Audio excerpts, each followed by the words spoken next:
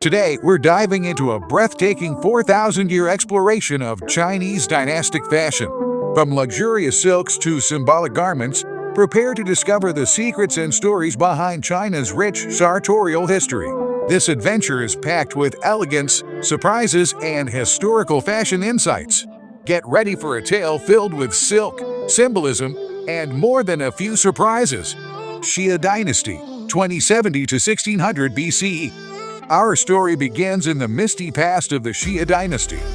While we don't have a lot of hard evidence from this time, legends tell us that the mythical Yu the Great was rocking a dark-colored robe with a yellow lower garment. Even in these early days, the seeds of imperial fashion were being sown.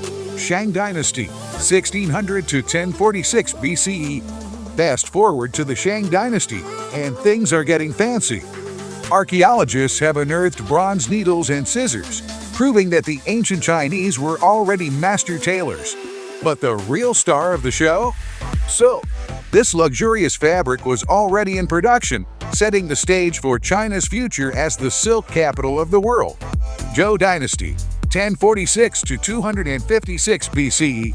Now, let's talk Zhou Dynasty. This is when fashion became a serious business. The Rites of Zhou, a text from around 300 BC, laid out a color-coded system that would make a modern-day brand strategist jealous. Yellow for the emperor, blue or red for nobles, and so on down the line. It was like a walking infographic of social status. Qin Dynasty, 221 to 206 BC. Next up is the short-lived but impactful Qin Dynasty. Ever heard of the Terracotta Army? These clay soldiers aren't just cool to look at, they're a 3D fashion catalog from the time.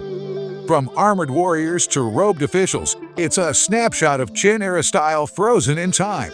Han Dynasty, 202 BCE, 220 C. Now we're entering the Han Dynasty, and things are getting cosmopolitan. The Silk Road is in full swing, and Chinese fashion is going international. The hufu, or barbarian costume, became all the rage among the elite. Imagine the scandal, Chinese nobles dressing up in Central Asian-inspired outfits.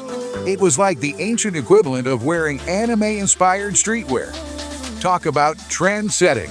Tang Dynasty, 618 to 907 C. Alright, fashion fans, buckle up because we're entering the Tang Dynasty, and things are about to get wild. This era was like the roaring 20s of ancient China.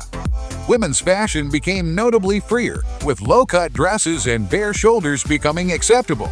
The rukun, a combo of a short jacket and a long skirt, was the go-to outfit for the fashionable Tang lady. Emperor Xuanzong, the fashion-obsessed ruler, commissioned feather dresses adorned with kingfisher feathers and precious stones. It was like the Met Gala, but every day was a new outrageous outfit. Song Dynasty, 960 to 1279 C. But as with all fashion trends, what goes up must come down.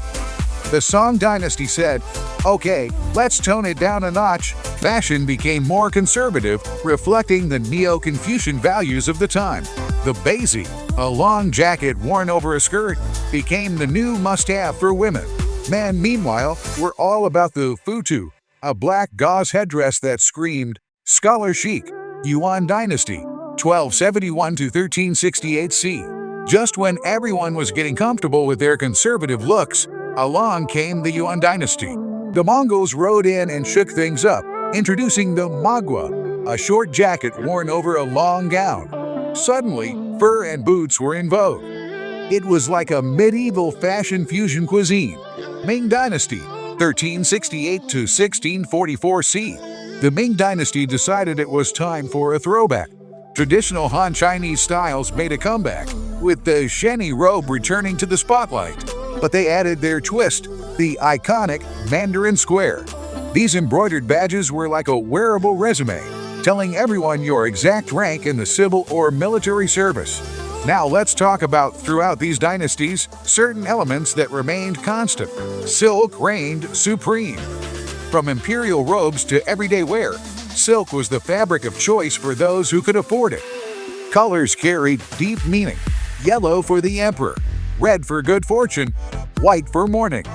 Wearing the wrong color could be a serious faux pas. Dragons were the ultimate power move. If you saw someone wearing a dragon motif, you knew they were a big deal. Confucian values influenced fashion. The emphasis on propriety and social hierarchy was often reflected in dress codes and styles. And that, Fashionistas, is your crash course in Chinese dynastic fashion. At Riches to Rags, we believe that understanding fashion history is the key to truly appreciating the clothes we wear today.